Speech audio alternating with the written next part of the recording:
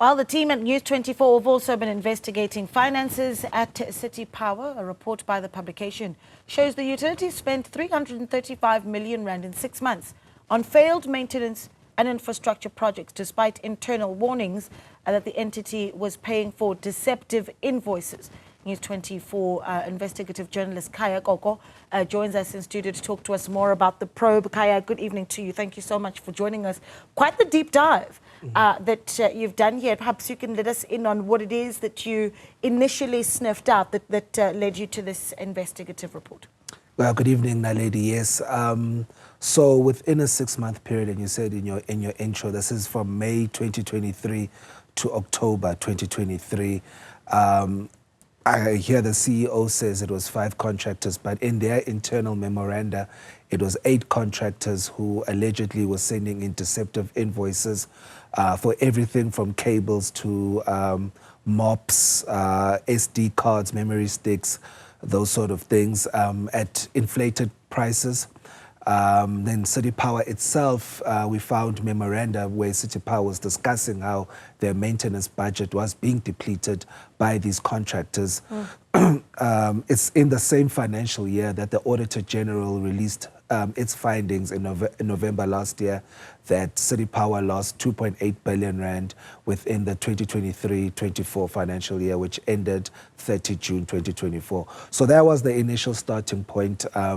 A lot of scathing remarks from the AG about City Power's performances. And obviously, if you work or live in the city of Johannesburg, you'd be aware that every now and again, there's large swaths of the city that are in darkness, which then precipitated the investigation. I mean, and frustrated residents in various parts of the city, that's the reality, where you've got those blocks of darkness.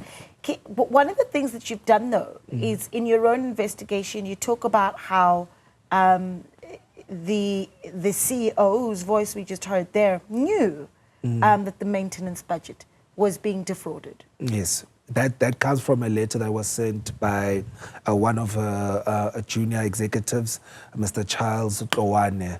So he sends out this memorandum to the chief executive and 3 other execs to say, listen, there are fraudulent invoices that we're paying for here at City Power.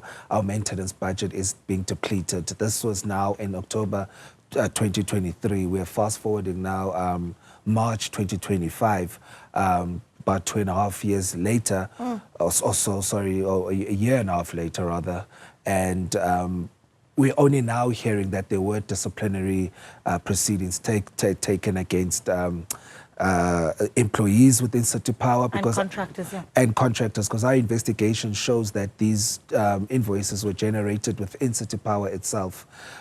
So it also underscores what the AG said in the report in November 2024, that there seems to be a lack of control happening at City Power from the top down, from the chief executive through the senior management as well. Okay, now you need to help me understand this, because anyone who's listening to you was wondering how invoices are being generated inside of City Power.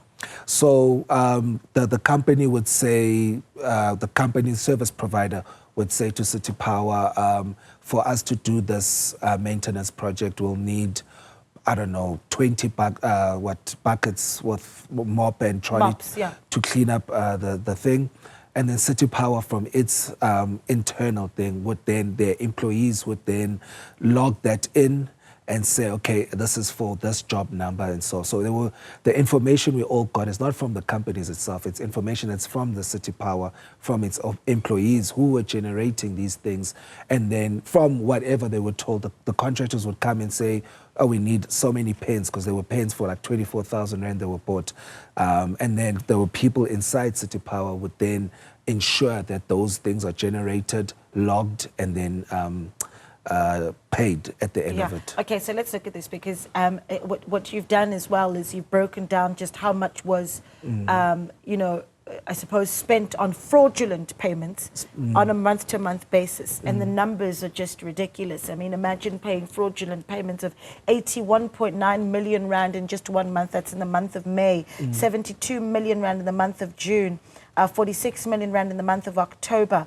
40.2 million rand in the month of July. And then what you've done as well in your report, which I find particularly interesting, is you looked at just how far some of these inflated prices really did go. Talk to me about the examples that you ran into and how far prices were being inflated.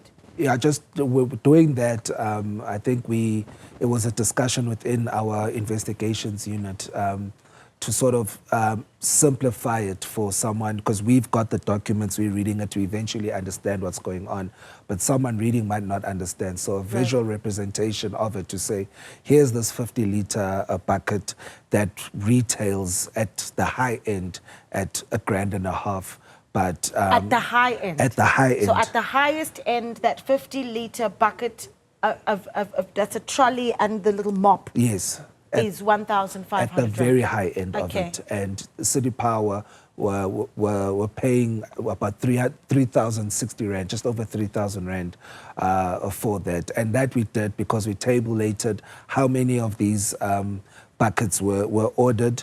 The value of that was 61,200. We then divided that by 20, and it got to 3,060. So it was just like to illustrate to someone who's reading it, to make it simpler, that this is the price inflation that we're talking about. I mean, some of these are interesting, right?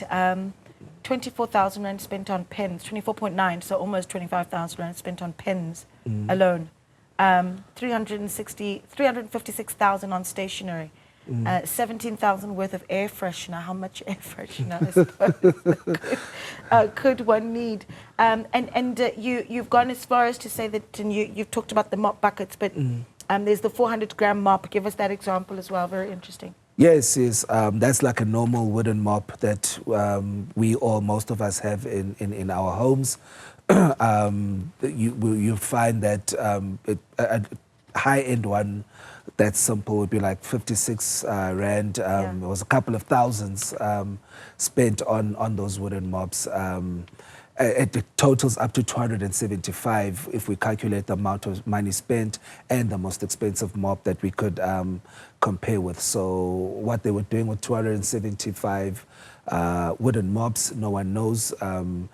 And it's interesting that the CEO says that people have been disciplined, but you would think that if they themselves as executives are saying that these are fraudulent and deceptive invoices, that the police would be involved. And why it's taken a year and a half until we started writing about it for them to come out and say, hey, this is what's happening. Yes, it's really disappointing. Tell me what you found about where you make the link between a high number of outage calls, and if there's a lot of interaction and I suppose invoices and interactions where that's concerned. Because you've got, for instance, what's it, 11,000 outage-related calls in a week. In a week where massive maintenance allegedly happened. And that's just in two suburbs, Rudderport and Randburg. So what we do with that is that we track the statements of City Power. So I'll, on a daily basis leading up to the story's publication,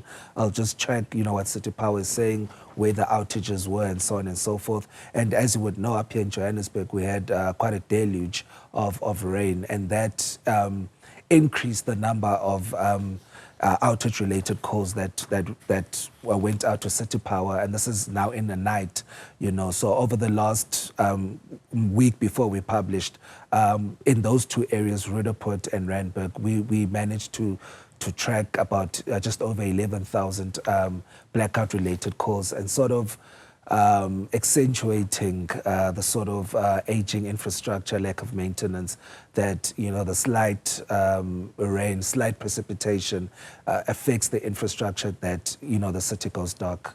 Yeah, I mean, that's the question is going to be how much of that of these outages is just as a result of the faulty maintenance plans, or if it is, in some cases, theft and bypassing of meters that are causing the issue. And then there's the problem of whether or not there was sabotage in order for those maintenance projects to continue, if you will. Look, I mean, those are valid, I wouldn't say excuses, but valid reasons for certain things. I mean, we live in South Africa. We all know the problems with cable and copper theft.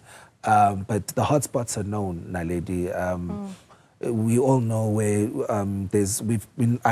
people who stay in the north will tell you that whenever there was load shedding, you know, the area of Fourways around that area, Honeydew, would be dark for the next few days because there'll be cable theft. And yet that thing was continuing into, so we know where the hotspots are. And just to simply say, well, it's cable theft, it's not just a lack of maintenance, I think is a cop-out, you know, because if something happens repetitively enough and you can pick out a pattern, you can obviously plug holes there. Yeah. And it becomes worse when you see that, listen, there are internal warnings about money being misspent and those aren't being heeded. And you juxtapose the two and you see that there's a big problem here. Yeah, when you listen to the remarks made by the CEO there of City Power, are you confident that there'll be a resolution or at least accountability? Well, we'll be tracking it. We'll be seeing if there will be accountability. That's the least we can do as reporters.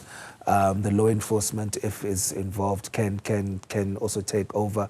But it's just something that we'll have to wait and see. Yeah, thank you so much, though. Khaya Koko, an absolute pleasure having you in studio with us. He is, of course, a News 24 investigative journalist. In his piece is titled Power Connections, Air Fresheners, Big Pens, Mops inside 6 months at 335 million rand fraud at City Power.